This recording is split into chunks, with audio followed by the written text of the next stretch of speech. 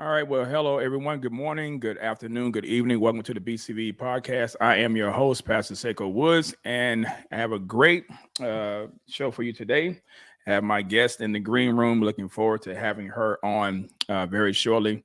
But please do the following if you don't mind. Make sure that the Facebook family are able to join this discussion as well. You know how that is with Facebook.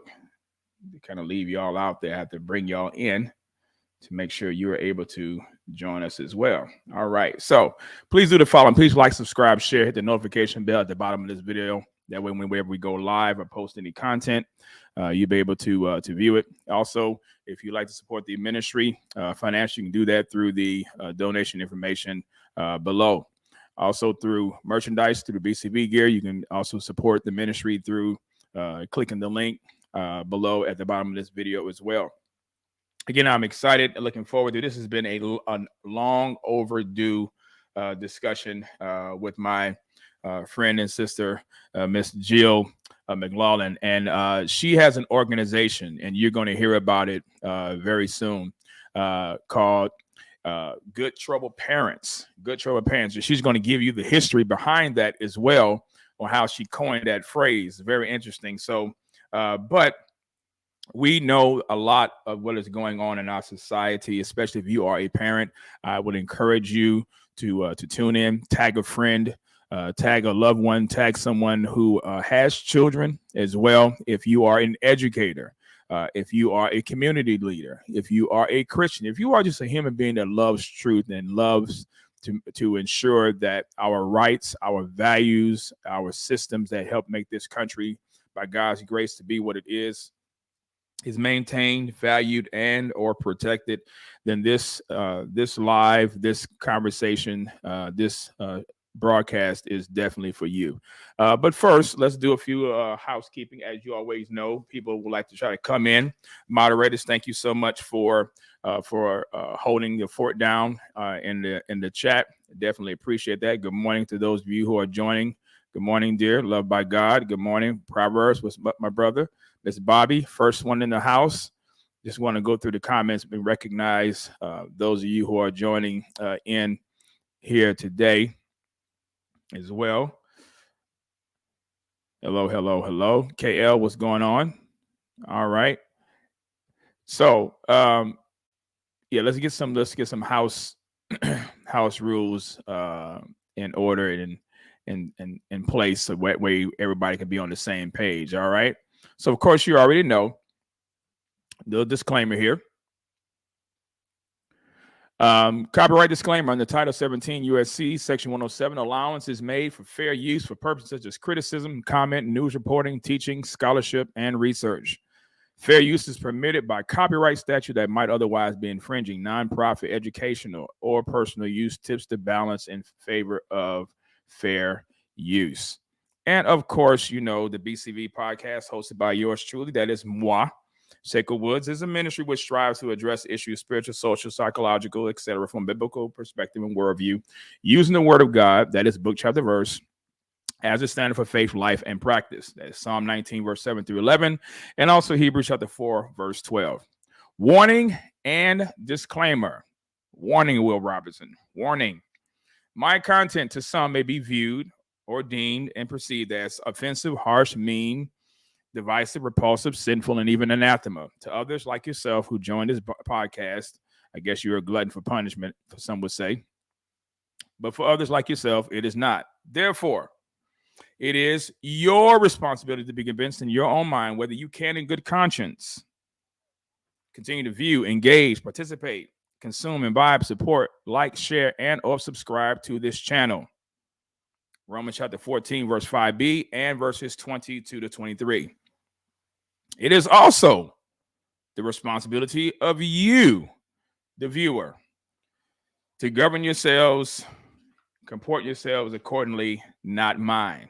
Again, please don't get it twisted. Please don't make the mistake of thinking that I am responsible for your behavior. I'm not. Why? Glad you asked. The Bible says, 2 Corinthians chapter 5 and verse 10, for we, that is Christians, every individual, if you've been saved, been bought by the precious blood of Jesus Christ, you and I will be held responsible for what we do. For we all must stand before the judgment seat of Christ, that we must give an account for the deeds done in our body, whether good or bad. Therefore, please do not blame me if you say something that you know that is out of pocket, that you know that is offensive, sinful, and you get put out. Don't come coming to me telling me, Brother SaikoWoods, he controls my emotion. Then you gave me too much power. So somebody has issues, not me. All right. With that being said, now that is all out of the way, we got that all taken care of. I am so excited to have my guest on the live today. Again, this is a long overdue conversation. You're going to be blessed by it. You're going to be informed by it. I hope and pray that you be challenged and you'll be encouraged to do something about what we see going on in our society, particularly in our schools. So without any further ado, let me bring my guest on, Miss Jill Grunwald, into the live. Welcome, sister. How are you doing? Good. How are you, Saiko? Thank you for having me. I'm great. Thank you so much for taking time out of your busy schedule to joining us. Now, listen, let's just get right into this thing. Let's get right into it. We've been talking about this. What brings you around these here parts of these YouTube streets to come on today? Well, you and I made a pretty profound connection over a year ago, which I was very grateful for. And I've watched some of your podcasts, and I think you're very brave. And I just have so much respect for you, and I'm really honored to be here today. I appreciate that. Let's tell the audience a little bit how we connected. So there was a documentary that dropped last year, and of course we all know. Excuse me. Of course, we all know the whole situation regarding the SIB, which we're going to call the submuscular injectable biologic. But we all know it as the. So that caused much of a stir. It caused a lot of people who were well respected at one time to be banned, deplatformed, demonetized, and even some to be criminalized. And so with that, it pushed an organization, and matter of fact, several organizations actually through to Telegram and other platforms to try to put out and promote the truth and letting people know about their rights as human beings, our bodily autonomy. And you were one of those individuals that I had seen featured on this particular documentary, and I'll let you delve into that a little bit more. And you shared your story regarding you being a parent, and ladies and gentlemen, her story is amazing. And I would encourage you to check it out. We're going to put this information in the chat, but we'll talk about it here also as well. But your story and your background regarding why you got involved and what caused you to speak out and speak up in defense of us just as human beings and the rights that we have that this country was founded on, but now it's slowly being stripped away. And particularly as parents of children, you basically got into this fight, and you've been swinging for the fence ever since. So talk about that. How did we connect, and what organization we connected through that brought you on? Yeah, so I have two organizations, and Good Trouble Parents, which we'll talk about, is my most recent organization, but I also have an organization called Coaches for Health Freedom, which is how you and I connected. So just a very brief history, which is I've been a health coach for a very long time, going on 17 years. And even before my daughter, who's Black and adopted, was born, I was reading about the risks of SIBs, right? So we know that a lot of the ingredients in different SIBs, not just COVID SIB, can cause autoimmunity. So I specialize in autoimmunity in my health coaching practice. So fast forward to the summer of 2019, this was pre-C. New York and California each lost an exemption for school-aged children within a matter of just a few days. And I was like, okay, they're coming for all of us. Like, I could see the writing on the wall. I could see the landscape. I could see what was about to happen. Now I didn't know that it was going to be what we ended up seeing in the spring of 2020. I didn't know that at the time, but I knew that something big was happening. And people around me were like, why do you care what's happening in California, New York? Like, you live in Minnesota. And I said, you don't understand. They're coming for all of us. And I was even talking about passports at that time. People thought I was nuts. So I'm a writer. So I decided to write.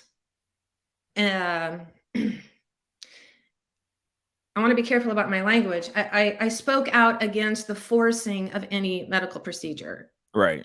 And it took a very long time for me to get it published because it's very dense. There was a lot of fits and starts. I was really upset about what had happened in California and New York, and I knew it was going to close in on the country. So the first week of January 2020 is when that massive article came out. It's very long. It's really an expose, and it's kind of a piece of investigative journalism. And I got a lot into the collusion between, big pharma and, different government alphabet agencies. So after that got published, I got a lot of support. And a lot of that support was from people in the healthcare community. Yeah. Health coaches, chiropractors, some nurses, a lot of different people reached out saying, where did you get the guts to do this? Because this has been heavy on my heart, but I don't want to lose my practice, my friends, my clients, my patients, my family. Like, I'm too scared to speak out about this. Yeah. So as the weeks went on, and this was still before, what came out, I decided to start Coaches for Health Freedom to inspire practitioners to speak out, because we can have those one-on-one conversations with people, which is hard enough, right? This is such a contentious topic. But I wanted to support healthcare providers who have an audience, right? Whether they're online and they have a social media presence, or, in their newsletters, they can start speaking out about bodily autonomy, right? Like, being able to make the choice whether you want a medical intervention. Right. So that's how Coaches for Health Freedom came about. And then, it kind of went, I made a lot of connections with people in the freedom movement in a very short period of time. You caught on to one of my interviews. And I'm also very passionate about, and this is one of the things that I think caused you to reach out, on my page, on my website, Coaches for Health Freedom, there's a page called Shots and Race. Yes. Talk about it. So there was a sentence in there that said something like, I'm not trying to come off as a woke white lady. I prefer the term awake. Like, and I wrote that page, the Shots and Race page, with a lot of trepidation, because I didn't want to be seen for something that I wasn't. But I thought, you know what, I have to speak out about this. I'm super passionate about this. And I had, I knew that the documentary was coming, Medical Apartheid. Yes.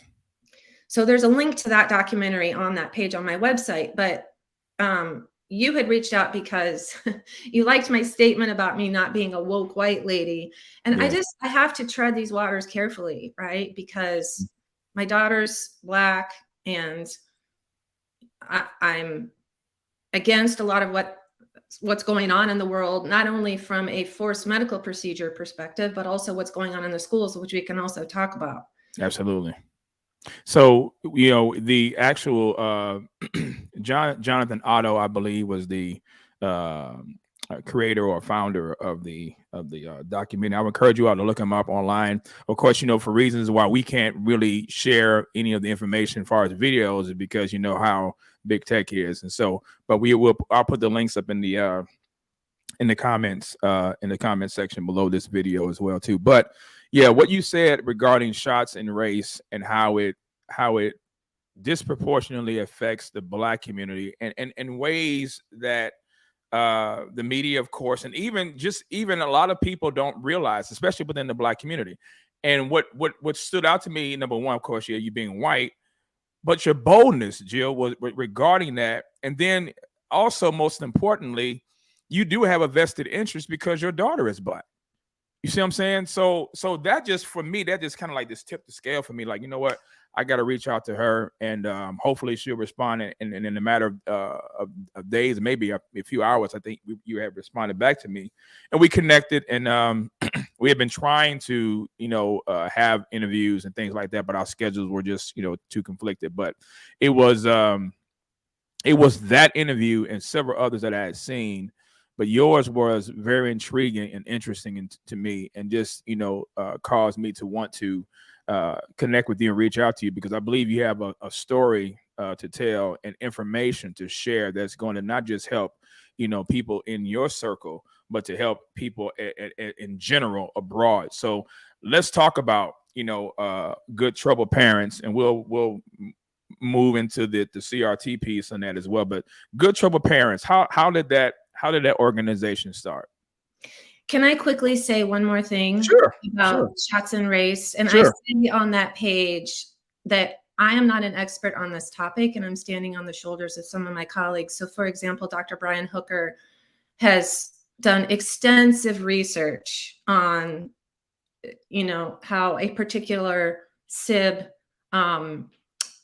affects Black boys. And there's some other links in there that I would love for people to check out. And let's put them in the comments. We'll put them in the comments as well. So make sure we do that at the end of this live too, Jill. Let's make sure. Yeah, and I just want to be clear that I'm not an expert on it. I know enough to know that it's a big deal, and it's something that everyone should be paying attention to. So yeah, I'm standing on the shoulders of some of my friends and colleagues on this topic, including Kevin Jenkins, who co-produced the film Medical Apartheid. So that's good. Yeah. That's good. That's good. So, good trouble parents. Who, by the way, I had Kevin Jenkins on my live last year. Very good conversation he and I had as well too. But good trouble parent. Let's talk about that. How did that organization, start? What precipitated that? So, my daughter's in the public schools against my will, and I have to be, I can't give a lot of details about why that is. Yeah.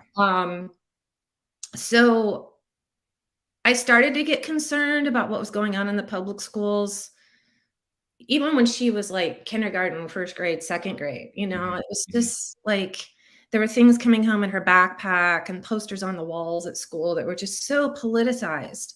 And I was just really like, what's going on here? Like they're and now the term racial justice warrior, like that's a lot more prevalent now than it was back then. But when she was little, I was still kind of watching what was going on and just thought, this is not fully representational of all families. Right. Trying to cram this particular ideology or really, cram a particular political belief system down these little kids' throats, frankly. So the more I learned, the whole like speaking out against forced medical procedures and all the things that were going on in my life around that time, including a divorce, just changed my thinking about so many things. I was already pretty awake, but I just, my eyes got wider and wider and wider. And I really got concerned, and I'm going to get to good trouble parents here for a second. Yeah, no, take your time. Take your time.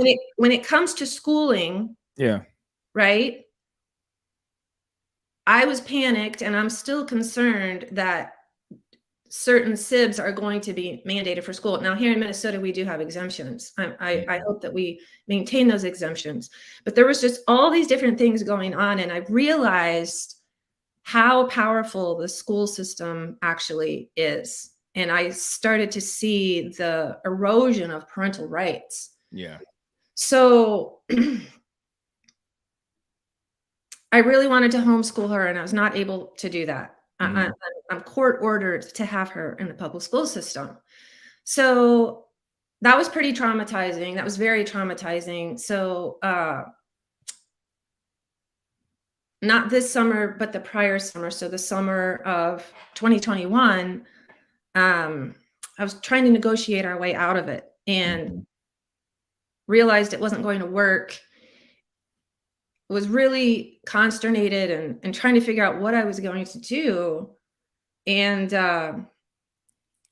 a colleague here who's part of a parental rights organization, they do a lot of different things, but one of the things they do is parental rights, told me about this website, which has now been taken down, but it was called Good Trouble Principals. And it was a collection of about 200 public school principals here in the Twin Cities of Minnesota who had come together under the name of equity, and they pledged to, you know, they had all these bullet points on their website, things that they were pledging to. It was all critical race theory. You know, they would never admit that because we all know that critical race theory goes by 17 different names. Right. But it was just blatant racism. Right. Absolutely. It was just so hypocritical. And, you know, to the, I'll say, uneducated eye or the uneducated reader, it was touchy-feely. Oh, this is so wonderful. But, you know, you have to understand the weaponized language of CRT to really see through all of that and see it for what it really was. So one day, well, there's a law firm here who's a partner. Now they're on my website, on the Good Trouble Parents website as a partner. It's Upper Midwest Law Center, who's been very successful in shutting down CRT in certain districts in Minnesota. And I have some friends who knew those attorneys. So I just reached out to them, cold called them, come to find out they're just a few blocks from where I live. And one of the attorneys said, well, just come over, you know, come over here and let's sit and talk. So I said to him, you know, how can I be most effective in this movement? How can I be most effective in pushing back on what's going on in the schools? And he said, amass evidence, amass evidence, amass evidence, just collect evidence, just collecting it and sending it to us. About a week went by, and I was thinking about the work that this law firm had done with some other districts, and I was thinking about this Good Trouble Principals website, and it just popped into my head. I'm going to create an organization called Good Trouble Parents. And I immediately walked over to my computer and bought the domain. So I've gotten a lot of flack, not a lot. I've gotten some flack for quoting John Lewis. But, you know, because you probably know a lot more about John Lewis than I do. I didn't even know who he was until the Good Trouble Principals website, because they had quoted him and used his image, with his quotes on their website and on their social media. Right. So I'm just flipping it around on them. So Good Trouble Parents is the antidote to Good Trouble Principals, which again, their website has come down. Last time I looked, their Instagram page was still up. But I do like some of John Lewis's quotes. I don't know about him. I was at a conference 2 weekends ago, and this guy really cornered me because on my business card, on the backside of my business card, it has a John Lewis quote, and he cornered me. He was like, what? You know, he was really upset that I quoted John Lewis. And I said, well, hold on, let me put this into context and tell you why. So it seems like context is key nowadays, especially when people want to accuse you of being a racist, or accuse you of being anti-Semitic, or accuse you of being anything. You know, context is going to have to be pushed more than just the actual statements itself. So, but yeah, continue. So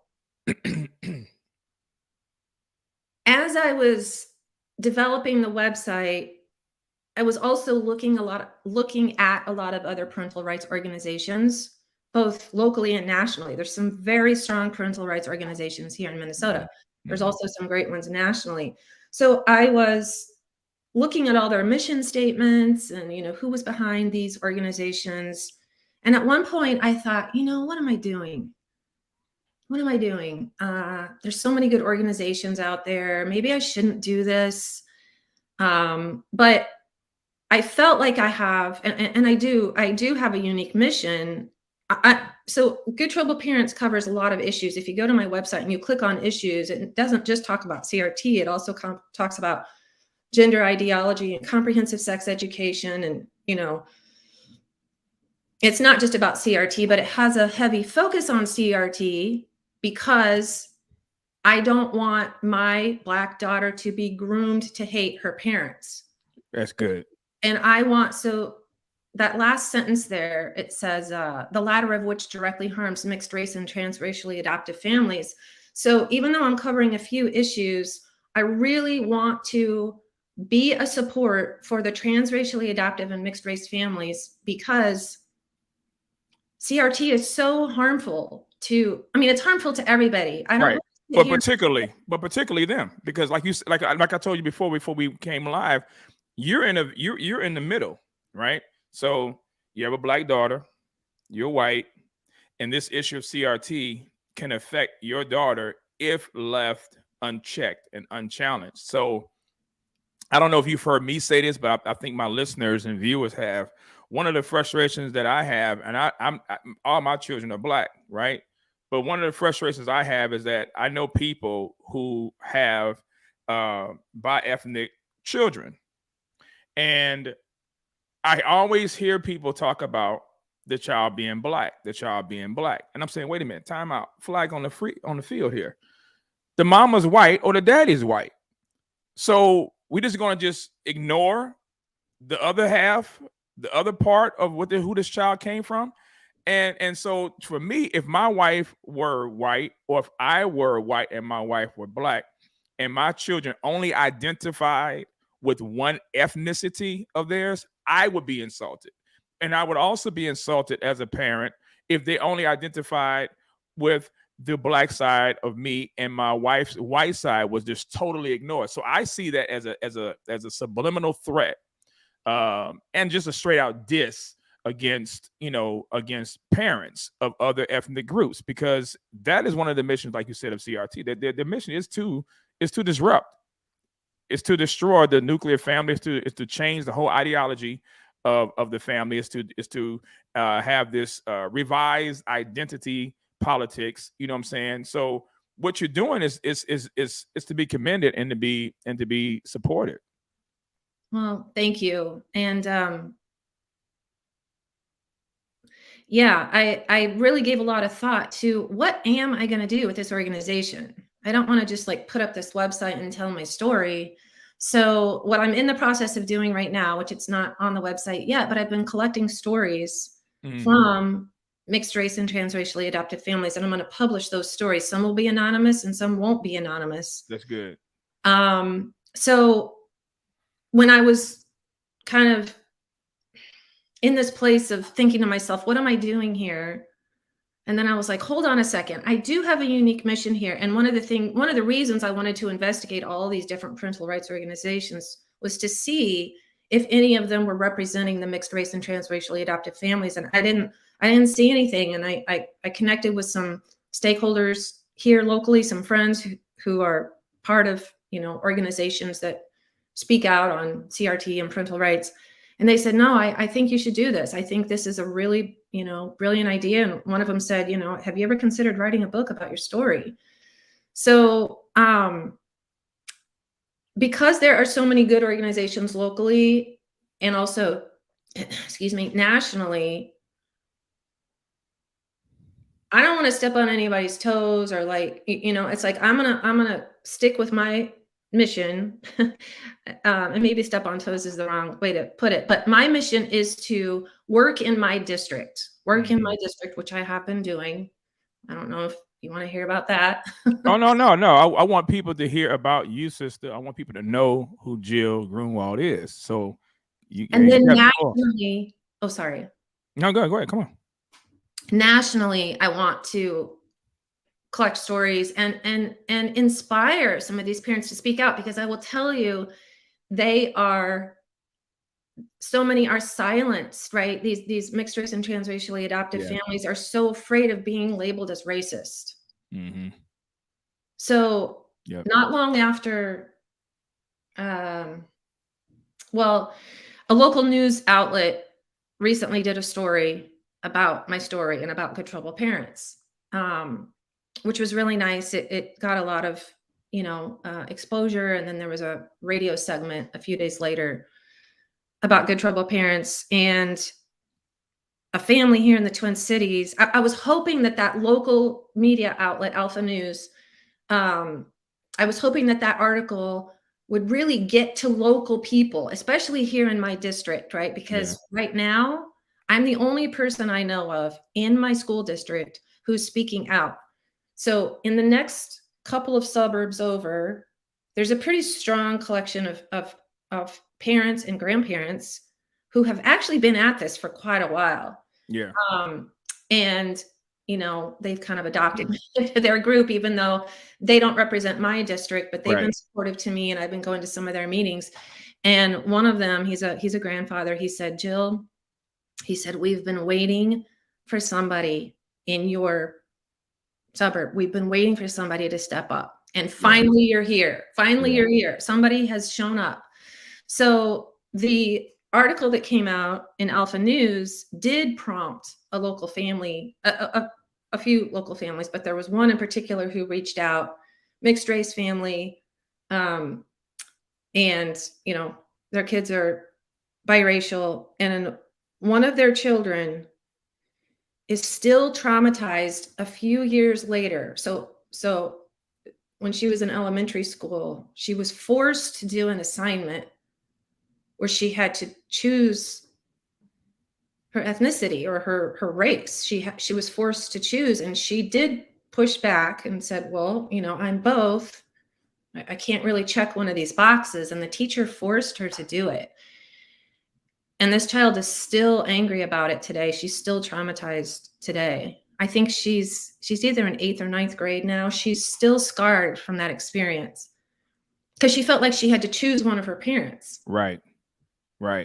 That's the point that I made earlier. They're being forced, to identify with one ethnic group at the dismissal of the other. I wanted to ask a question because one of my viewers had said, sorry to sound ignorant.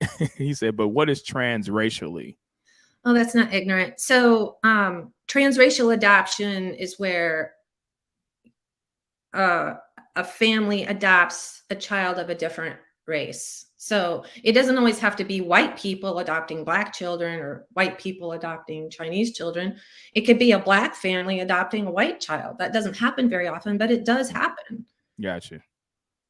So yeah, he just wanted to add that clarification there because I don't want people thinking that you were talking about the alphabet folk adopting and raising a child, which we already know that would go counter culture to what we believe. But I'm glad you clarified that. But so let me ask you this question. So this child that was forced to identify, I'm assuming they identify with being Black for the sake of, if you don't mind, if that would be the case. I think they did. I think they identified with being Black. Yeah.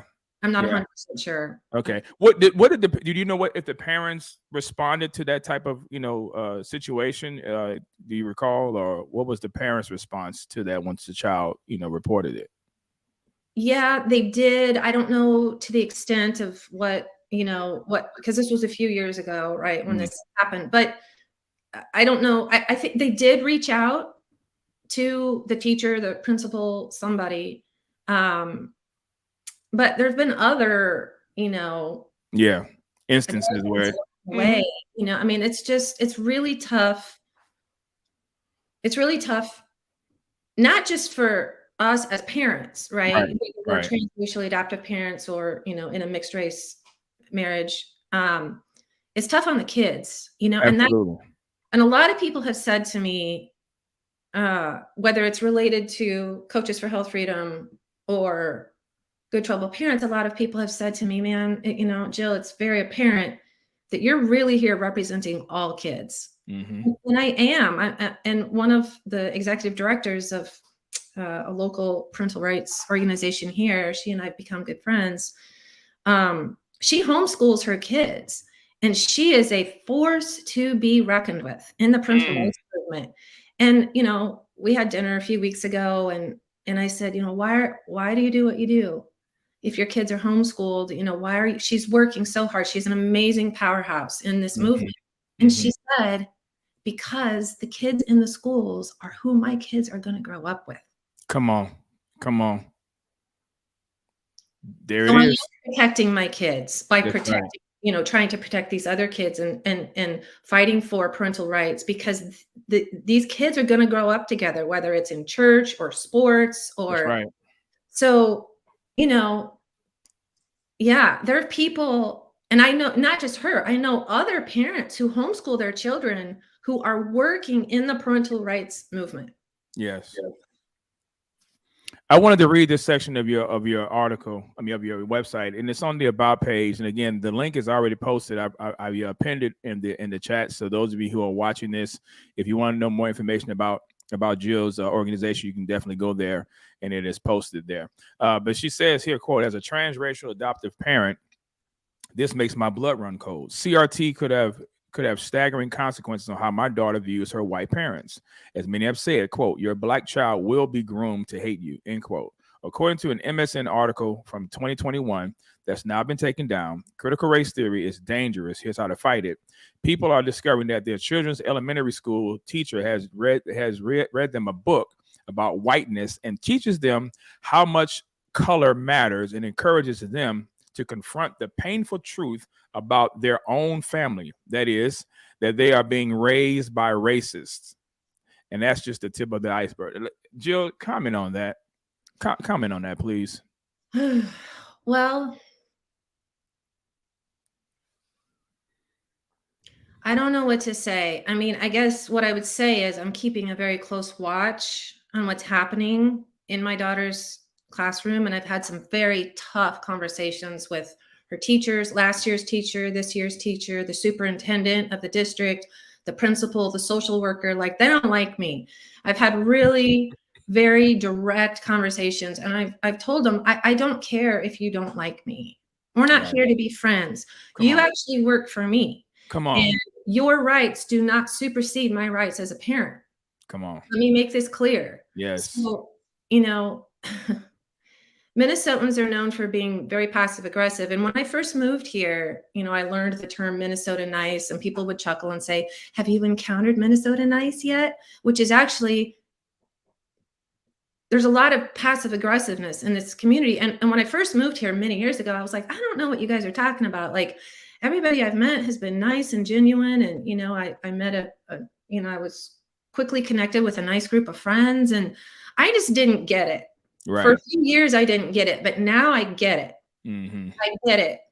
And I'm not from here. So, I'm a nice person, but I've told these people, you mess with my kid and my claws come out. Like, you're not going to indoctrinate her. You're not going to groom her to hate her parents. You're not going to brainwash her. I'm doing what I can in the situation that I'm in. Right. Right. And I also told them, you will not discriminate against her because of my advocacy. And, you can call me a Karen. You can call me a domestic terrorist. Like, I don't care. You can call me whatever you want to call me. Yeah. I only answer to one person. And that's my daughter. So I know that there are other parents in the district who feel the same way I do, but a lot of them are just too afraid to speak out. So I'm hoping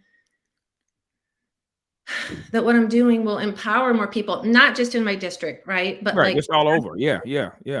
So the goal of collecting the stories is to continue to expose what's happening and open up some eyes, right?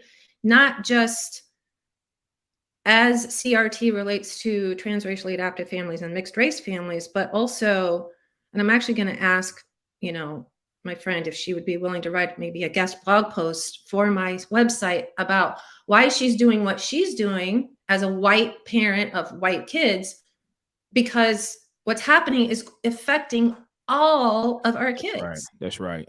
It's affecting all of our kids. Yeah. Jill, let me ask you this question. So CRT, let's talk about some of the, I guess you can say the in your face belief systems regarding CRT and why we all need to push back on this.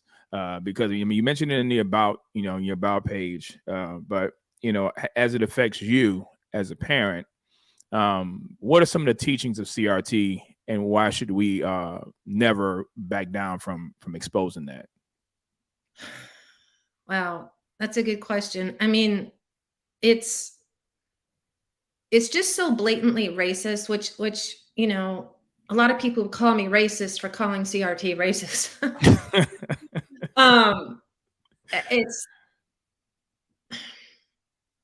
it comes in so many different forms. And I'm going to answer your question, at least partially answer it, with a story of what happened last year. I was already privy to what was happening, right? I was already watching. But a huge pivot point or turning point was, so she was in 3rd grade last year, you know, a young child, 8 years old. And I hadn't yet been in the classroom, right? Because they weren't letting parents in the building, right? Which was another thing that had me completely riled up, was this whole, you know, parents couldn't go into the school buildings because of, you know, the environment. So I had not been in her classroom. But last, like late winter, early spring, I picked her up from school one day, fine afternoon, you know, she's a happy kid, and I don't know, we did some activity. She was fine, happy, smiling, laughing. We had dinner. We got into bed later, and she just had a complete meltdown. Like her personality just, you know, her demeanor just completely changed. She hid under the covers, which she's never done. This kid's never hidden under the covers. She was hiding under the covers, sobbing. And I said, honey, what happened? Like, did you stub your toe? Like, what's going on here? And she was like, I can't tell you. And it took like a good 10 minutes to get it out of her that they had been reading a book in the classroom about, she didn't say at the time, well, it was about race relations, but the book was about race relations.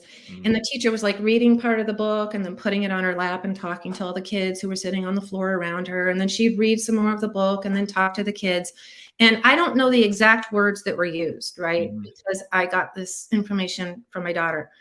But what my daughter said was, well, the teacher said that the police don't like Black people, and I don't want to ever leave the house again because I'm afraid I'm going to be shot in the back. Courtesy of CRT. So of course I didn't sleep that night. Yeah. Next day I came, you know, I was completely unglued, and, you know, texted the teacher and said, I need you to tell me what book this is that you're reading. To my knowledge, so I caused a big ruckus about that. To my knowledge, that book, she wasn't done with the book. She hadn't read the whole thing. And to my knowledge, that book did not get picked up again. Now, at the end of the year, when we were allowed in the building, you know, there was some like end of the school year, like celebrations and activities. I mean, just the propaganda on the walls in the schools is just, and in her classroom in particular, there was a whole section about, you know, race and LGBTQ rights and queer rights and all that stuff. And, you know, I am not, that's another thing. Like, you speak out against any type of like sexuality propaganda and you're labeled as a homophobe. Automatically. Like, I just don't think that they should be teaching any type of sexuality. I agree. Yeah. To elementary kids or even middle school kids or even high school kids. Like, it is not their place to do that. So people can call me racist. They can call me a homophobe. That's fine. I don't care. I don't think that that has any place in our schools. And it's plastered on the walls. And see, what you mentioned is key. It's the parents' responsibility to teach our children. But the problem comes, let me ask you this question. You mentioned that y'all were not allowed in the school building that you pay taxes on. These people work for you, like you mentioned, but you as a parent are not allowed to enter into the school building, but your children are. How do we get to a place to where that kind of control and authority has gone to where now we are just, and I'm not gonna say we are just, you know, taking it lying down, because you can only do what you can do. But it didn't just happen overnight though, Jill. Oh, I know. You see what I'm saying? This thing has been progressing for years, and now we've come to this place to where the government or the state has authority, has more authority how we even educate them, how we discipline them than we do. So how not on my watch. Absolutely. Amen. So how do you, what do you believe caused that? How did we get to this place to where we are now? Well, I'm sure you've heard this. Like, one of the arguments is we're not teaching CRT in the schools. That's actually a college level, course or, program or whatever. But like we talked about earlier, it goes by 17 different names, and, this term equity, and I've really pushed back on this term equity, which is so touchy-feely for so many people. But equity is about equal outcomes, not equal opportunity. That's Equality is about equal opportunity. There's a huge difference there. Huge. So, they use the term equity, and SEL, social emotional learning, which is just another term for CRT. Like, they've weaponized CRT. They've come up with all these different names for it so that people are always trying to figure out, like, well, what is this? Or people will just say, oh, this is so wonderful. Equity is just so, I'm so glad that they're focused on equity in the schools. Well, it doesn't mean what people think that it means. Right. Now, the other big thing for us here is that the George Floyd incident was a major turning point. Not just, and I mean, yes, it was traumatic for this community, but I think that event had a massive ripple effect through the whole country. Specifically in several ways, but yes, specifically in what's happening in the schools. I have seen, given the fact that I was already questioning and watching what was going on in the schools before that even happened, I can tell you unequivocally that was a huge turning point. That opened up the floodgates for equity, social emotional learning. The police are bad. The police hate Black people. Just all the messaging that's not just, being shoved down the throats of our kids, but also, to naive adults. Yeah. So you mentioned the George Floyd situation, and you live in Minnesota. How did that affect you? And just as a citizen, this was a summer of love. That's what this was called? Summer of love. Well, at the time, we didn't live very far from the George Floyd incident, and the precinct that burned was our precinct. The post office that burned was our post office. Wow. So there was, and I mean, we weren't super close, but we were close enough. Yeah. And I will tell you that the very fabric of our neighborhood changed very quickly. I mean, there were cars, unmarked cars roaming the streets for weeks. There were Black helicopters hovering in the evening time for almost 6 weeks. There was a lot, several business. Well, that whole, not 38th in Chicago where the incident happened, but the area where the precinct was, and the post office and the Target that got looted, like, that was very close to us. And, it looked like a third world country. I mean, it was just so devastating, but there were a lot of businesses in the surrounding area that also burned and got vandalized, and people were just kind of locked into their homes for a while. It was really traumatic. And we saw our, relatively nice neighborhood very quickly get, the crime was, off the charts. A safe neighborhood immediately went to a relatively dangerous neighborhood, and there were a lot of homeless encampments that started to move in on our neighborhood in a very short period of time. There were stores close to us, grocery stores and things like that, really close to us, like within, a bike ride's distance, where carjackings and holdups were happening in the middle of the day on a regular basis. I mean, it was crazy. It was as though the police wasn't even there. Not that they weren't there, but they couldn't even do their job because of politics and the like. Yeah, it was really chaotic. So how did it, I guess the question now is, as a white person living in Minnesota, being basically in the hotbed of a racially charged situation. How did you feel as far as your safety? How did you feel as far as the well-being of others that you knew that had nothing to do with this, but because you have the as the ideology and doctrine of CRT, the sin and guilt of whiteness? How did that affect you?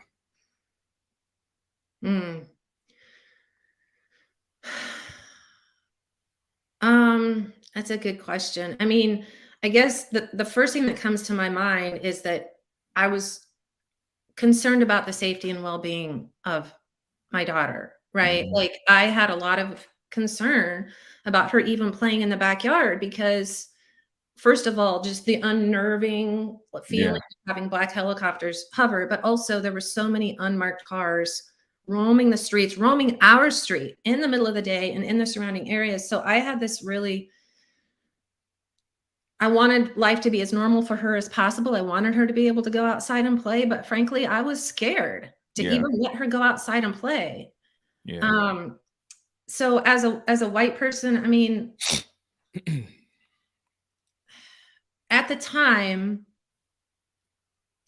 I was living in a very woke area of Minneapolis.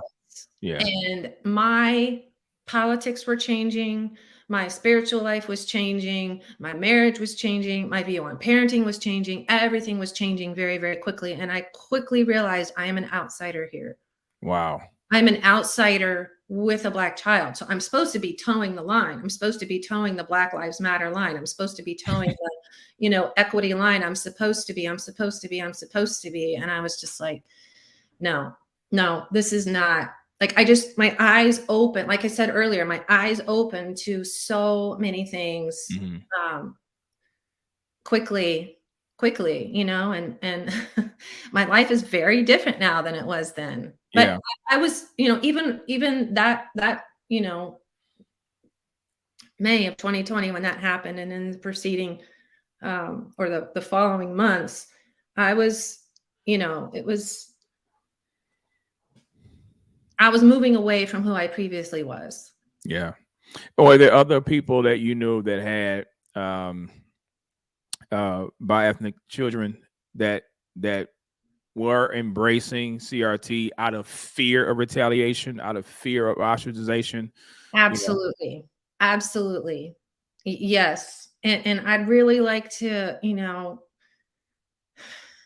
influence some of those hearts and minds because, I'm just going to come out and say it. Please. There are some transracially adoptive family support groups online that are really vicious. Just, and there's this sort of prevailing thought by many people that people like me don't deserve to have a black child. You don't deserve her. You don't deserve to have a black child because you're conservative, because you're, you're calling out CRT, or you think that, BLM is a sham organization. Like,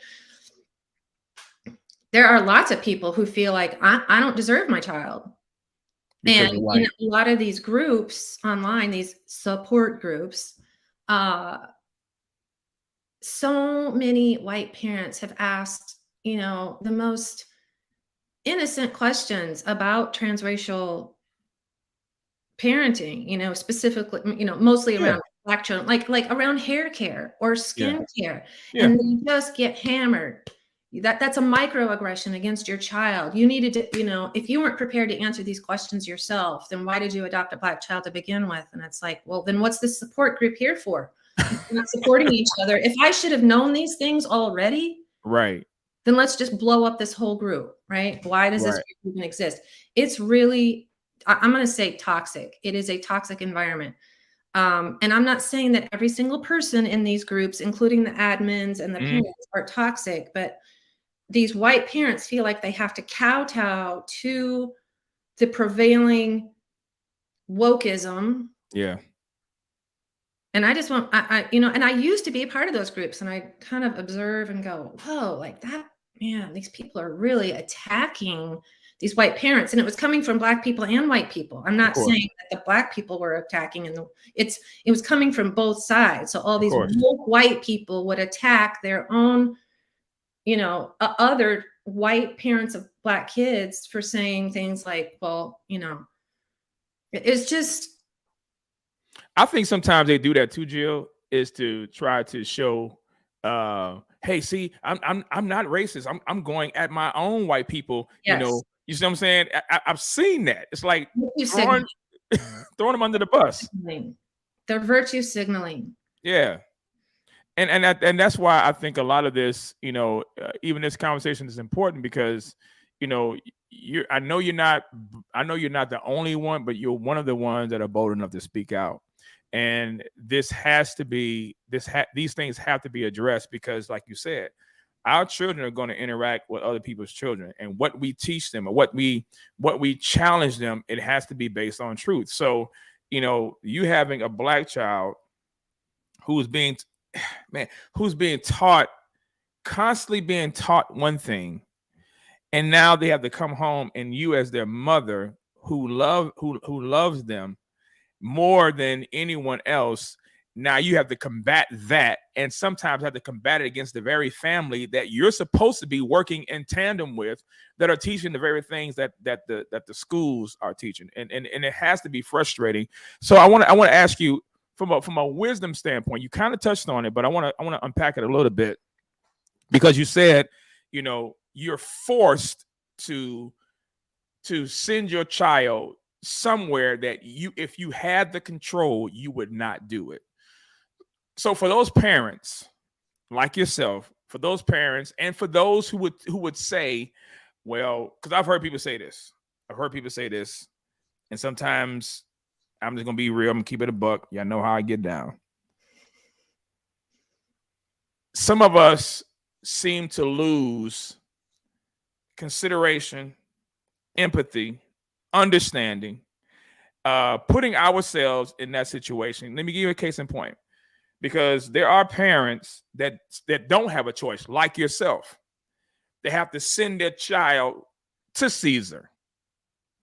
There are parents like yourself that cannot afford to privately educate their children.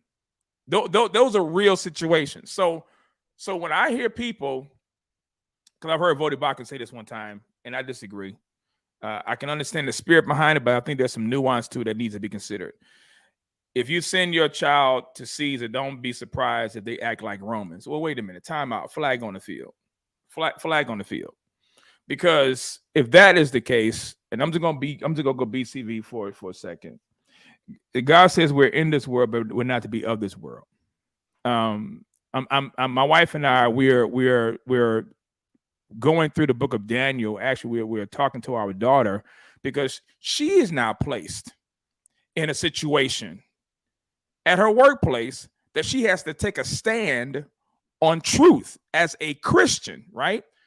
And they're trying to subliminally, on the low, force her to accept a view or behavior or an ideology that not only goes against her conscience, but goes against the canon of scripture. So now we're teaching her, honey, baby, welcome to Christianity 101.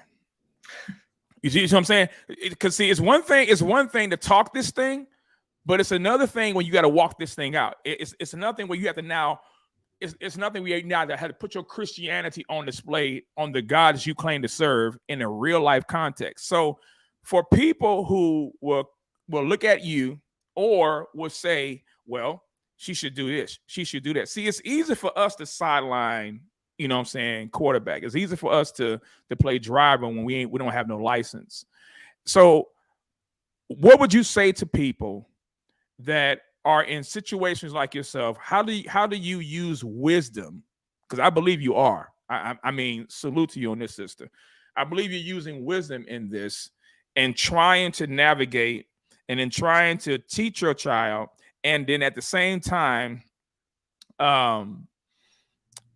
decontaminate her from these ideologies that she may hear. So how would you from a practical wisdom standpoint help others, that are in situations like yourself? I know it's a loaded question, but there we go. Well, I'm going to partially answer that question with a piece of advice that I got from another parent. When I was spun up one day, I was, just really upset about everything. And we were talking about all the issues. And he said, you know what? She's going to be fine because you're not asleep at the switch. She's going to be fine, Jill. She's going to be okay. It's the parents who are asleep at the switch or who don't have the time or energy or want to provide their children with the truth. Those are the kids who are going to suffer. She's going to be okay. And I let out this big exhale and I was like, wow.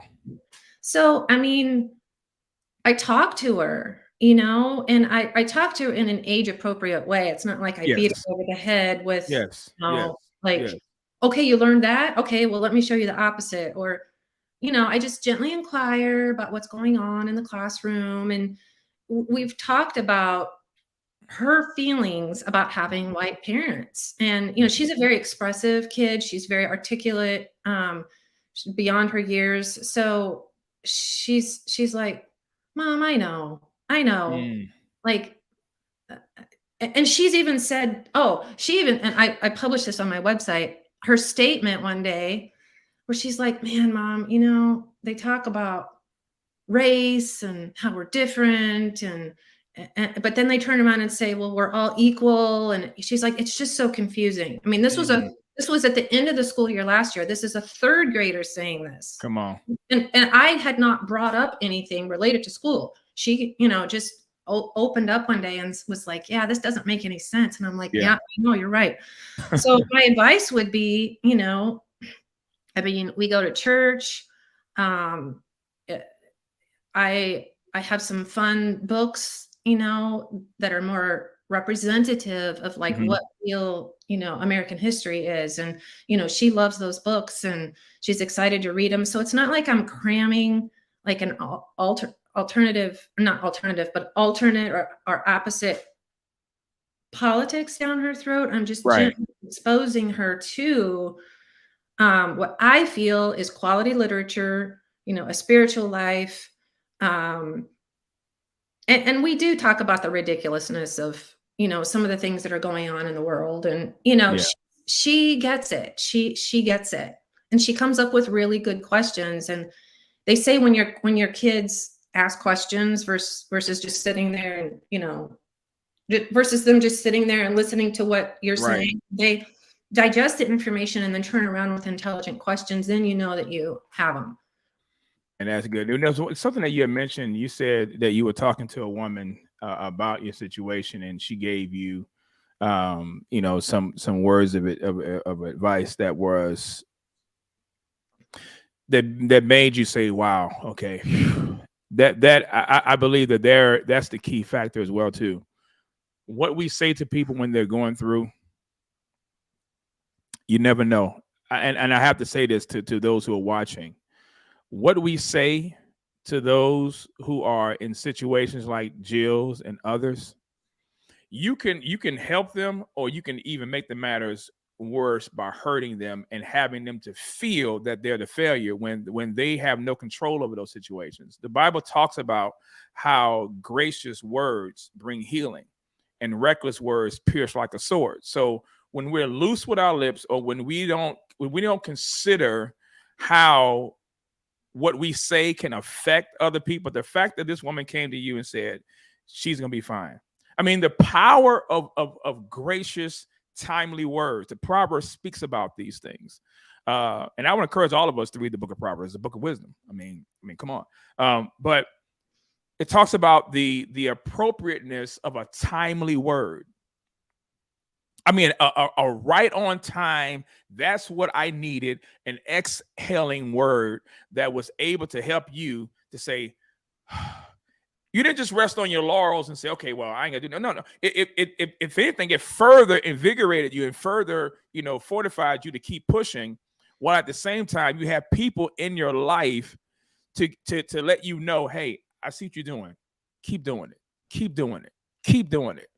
And this is one of the reasons why I brought you on, to encourage you as well, because when I saw your story, when I read your page, I said, you know what? How many people have given her opportunities to share her experience, and how many people know that there are Jills of the world who are in situations like yours who don't have a voice, and they have people in their life who may mean well, but they're not helping pretty well. They're not helping that well.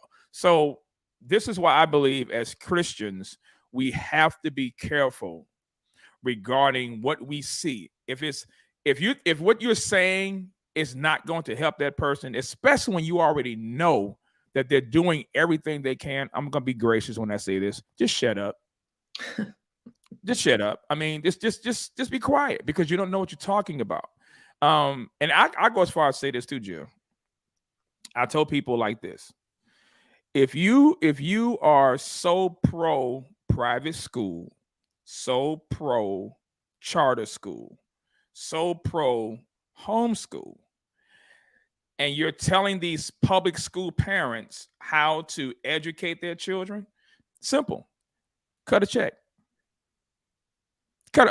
If it's that easy. I mean, I'm just saying, because I'm like this. Let's bring the cookies down from the top shelf and make it sure that everybody can get a bite. If you're telling people, well, hey, they shouldn't be going to public schools anyway. Well, again, we're talking about nuance here, because there are a lot of people, there are a lot of parents, and I know quite a bit, especially single mothers, who want to, but they can't. And you have a lot of Christians, a lot of churches that want to tell us or tell people how to rear and raise their kids, but they're not helping to finance it. You see what I'm saying? So it's the bearing one another's burdens, right? Galatians 6:2. If I care that much about how you are raising your kids, then cut a check, pull out some coins, dig in your pockets. Then, you know what I'm saying? Or do something practical that's going to help them bear the weight. You see what I'm saying? I mean, if they're going to be going through legal trouble, then help them fund for an attorney. I'm just saying, because now the rubber meets the road. You see what I'm saying? Versus just talking about it. No, do something about it. That was my rant. That was for free. Well, I appreciate what you said about the fortification of that statement, because at the time that person, said, you're not asleep at the switch, so she's going to be fine. I was really spun up at that time. I was really upset. And, that one statement, I think, my website ended up going live like 2 days later, because I just had all this wind at my back, and it was this major turning point. Yes. So yeah. And, I don't know, it's extremely painful for me when I see posts online about all the horrors that are going on in the public schools, and all these people comment, pull your kids from school. Why anybody would have their child in public schools beyond me, just like, and I've seen a lot of this over the last few months, and it's just like a stab in my heart, because I'm like, I can't, I'm legally, my hands are tied. I can't. Right. So I'm just doing what I can with what I've got, for such a time as this. Amen. And I hope to empower others, not only around health and medical freedom, but also around parental rights. So let's talk about this in our next few moments before I let you go. So your website is up. How can people help support you in that? What things do you have going forward, in this fight? Because it's a fight. It is definitely a fight. Yeah, and it's not going to be won overnight. That's right. I really appreciate you asking that question, Saiko, because Coaches for Health Freedom doesn't take any money. That's just a labor of love. And I spend a fair bit of time doing Zoom calls to support, healthcare practitioners and speaking out. And then I also schedule one-on-one conversations with people who want to know more about my story and how empowering it was for me to speak out. And I don't take any money for any of that. Coaches for Health Freedom, there's no money that touches that. Mm-hmm. I do have a donate button on Good Trouble Parents, that has almost become a part-time job for me. And I do have a donate button there. And my goals in the short term are to build out a new part of the website that's the storytelling piece of things, that the exposing of what's going on, exposing, and educating people about this weaponized language. So I was just texting this morning with my web guy. So it's it takes time. I mean, I'm not going to stop doing it if I don't get donations, but it's nice to have some support, because the more financial support I have, the more it makes the burden lighter. It makes the burden lighter. Listen, makes the burden lighter. I'm gonna tell people for real, and I didn't mean to interrupt, but I gotta say this for people like yourself. It takes money to do ministry. This is a ministry, ladies and gentlemen. It takes money, it takes resources, it takes finances to make things happen. Yes, it would be nice if people were just to do it, but the Bible says also that we have not because we ask not. So if there's a need, then we need to make the need known. If there's ways that we can help, then we need to do that as much as we possibly can. This is not guilt tripping. This is not anybody gaslighting. This is not anybody promising you anything if you do this. No, if this is something for you, that if this resonates with you as a parent, then hey, consider doing it. This is why I try to bring people like yourself and organizations and ministries like yourself on, because a lot of us don't know anything about Good Trouble Parenting. No, I mean, most people don't. You know what I'm saying? No, most people don't even know anything about the stories that you have mentioned. And so I pray to God that these people that you are interacting with, these parents or these individuals that you are conversing with, that they will be emboldened, hopefully by God's grace, watching this video, watching this interview, and say, man, shoot, if Jill can do it, maybe I can do this. Because all it takes is to encourage. We, in a negative sense, we encourage people to do wrong. You know what I'm saying? But how about we flip that? How about we invert that? Encourage people to do what is right. Encourage people to speak out. Encourage people to understand, it's not going to be easy. Yeah, it's going to be bloody. Yeah, it's going to even be sometimes messy. But it's worth it if the message is to present the truth where people can be set free. And that should be the goal. Because again, our children, they're the next one, they're the next runners up. I mean, and what are we giving them? You know what I'm saying? That white people are racist, that black people, we can't be racist because we don't have it. And I'm gonna address that. I don't know if you want to address that, but racism ain't predisposed to white folk. Racism is any time we treat someone ungodly or sinfully based on their color, that's sin. The Bible calls it partiality, but it's sin. And we need to renounce that, and we need to expose anyone or any organization that does that.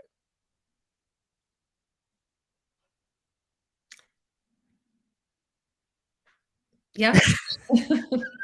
I know, speeches. I know. I mean, I just had to speak. I just got to speak from my heart on that, because again, I know individuals like yourself, you want to say things, but at the same time, there's that tension.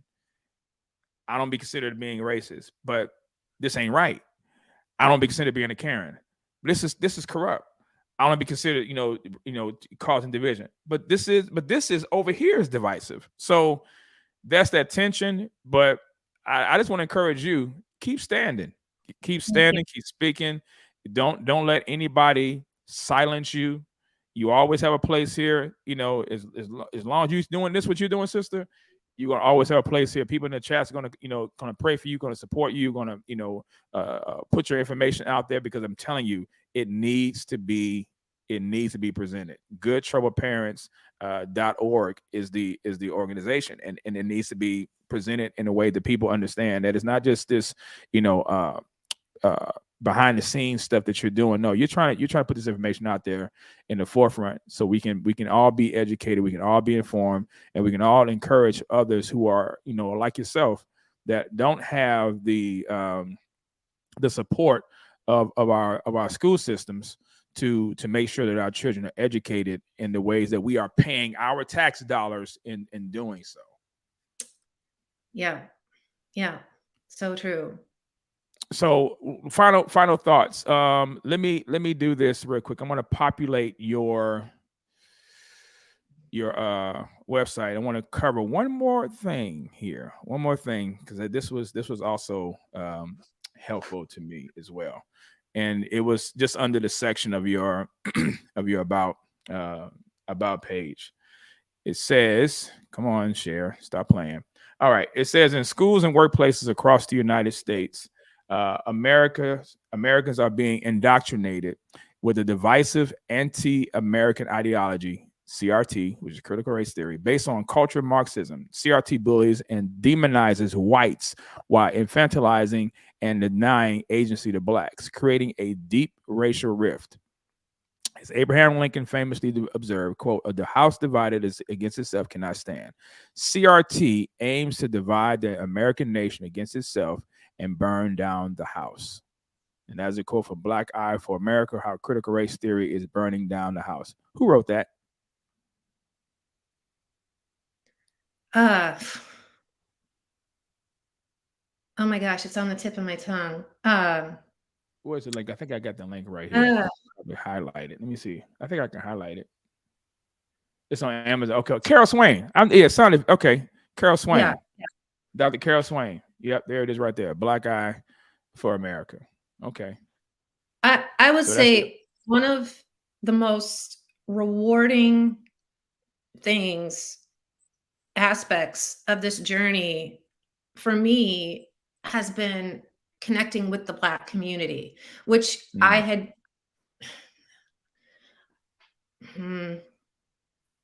previously in my previous life, all of the woke, transracially adaptive community members were like, you got to connect with the Black community. You got to, you got to have Black friends. You got to expose your kid to Black people. You got to have a Black doctor and a Black dentist and that was very stressful. Relationships need to develop organically. You can't just show up at a Black person's, front step and say, "Hi, I have a Black daughter and now I want to be friends." Like, that's so disingenuous.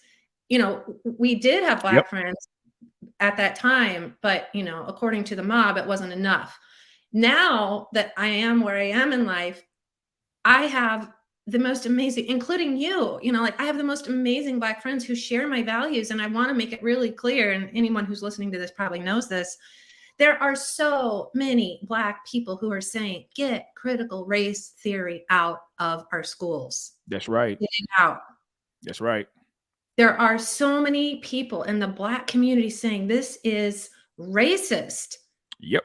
Well, the white woke mob doesn't want to hear that. Right. They don't want to hear that. They don't believe that there's any Black conservatives. That's just a total mind bender for them. Yeah, we're unicorns. Yeah, we don't exist. I wanted to add this last statement, and then I'll let you run. Your pastor said this, as my pastor says, quote, "If someone doesn't like what you have to say, they'll make it about how you said it." That is powerful, because you're saying a lot, and people don't like what you're saying, so they're going to attack how you said it. Well, look, I mean, how's she gonna say anything? She's white. How's she gonna say anything? She doesn't understand what listen. It ain't about color.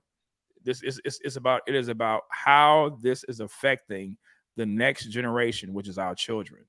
So you said at the bottom, in bold print, y'all, if we have any questions or any guesses, if she's gonna give up, she says it right here at the bottom. Jill says, quote, "I won't take any of this lying down. The stakes are too high." And I say A to the man to that. Thank you. Jill, let people know how they can reach out to you if they would like to have you on their channel. If they would like to have you to connect with, how can they reach out to you?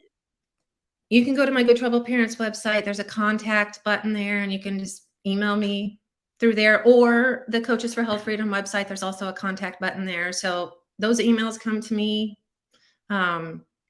Yeah, that's the best way to reach me. Cool. And we're going to be connecting again with each other soon. I want to, you think we ought to put this little plug out? Because we talked about the George Floyd situation a little bit. I think I'm getting ready to go. We talked about this individual. Yeah. Hopefully, Lord, when I'm going to be having her on. But I'm going to go ahead and make this little quick promo here. Liz Collin just dropped the book titled "They're Lying." They're lying. Pretty bold statement, y'all. and she's done her work. It's titled "They're Lying: Liz Collin, the Media, the Left, and the Death of George Floyd." I would encourage you to grab a copy of it. It just dropped on yesterday, I believe. Correct, Jim? Did it drop yesterday? It dropped about a week ago. I got mine yesterday. Yeah. Okay. It dropped a week ago. Yeah. So looking forward to having her on. We're trying to pencil some dates. And shout out to you, Jill, for connecting me with Liz. And hopefully, by God's grace, we'll try to get that interview and that chat underway sometime in the near future. But sister, thank you so much for joining. Thank you so much. Blessings to you, your daughter. Pray that God will keep you, that he will protect you, that he will give you what you need for such a time as this. So you definitely are appreciated. You definitely are loved here on the BCV podcast. Thank you so much. Absolutely. We'll connect soon. See you soon, sister. Bye. Bye-bye. All right, y'all. That is Jill Grunwald. I hope you all have been blessed by that. Please, again, go to her website, go to her post and check out her articles. goodtroubleparents.org. Again, that is goodtroubleparents.org. It is actually in the description. And actually, I pinned it in the chat, but I'll put the information in the description as well for those who may want to reach out or those who want to support her ministry, her organization. It's definitely worth your resources on that. But I hope you all have been blessed with that. Listen, I got a full day. I have a full day ahead. I'm going to be here in my office. I'm going to be here putting out content. I actually have a live. This time, I'm going to be on the hot seat. My sister, Cure for the Soul, Latanya Quinn, is going to be interviewing me at noon today in another about 35 minutes. And so you definitely want to tune in to Cure for the Soul Ministries. Definitely support that ministry as well. So I have that interview to do. And then I also may be putting out maybe one or two more lives on today, trying to catch up. So hopefully you all have some time for your brother, have some time for your boy to check out the content, be checking out the channel, and I would definitely appreciate that. So again, at noon today, 12 noon Central Standard Time, Cure for the Soul will have yours truly on. This time I'll be sitting on the hot seat, asking whatever questions that she wants to lob at your brother. Pray for me because my sister don't be playing. All right. So anyway, appreciate you guys. Again, you want to support the ministry, you can do that through the options below in the description. BCV Gear, PayPal. We do not use PayPal anymore. You can do it through Cash App or through Zelle. We definitely appreciate the prayers, appreciate the support. Love you guys. So thank you all so much. But that's my time. Thank you all for yours. But y'all know the drill. Until then, whatever you do all to the glory of God. Still here? It's over. Go home. Go.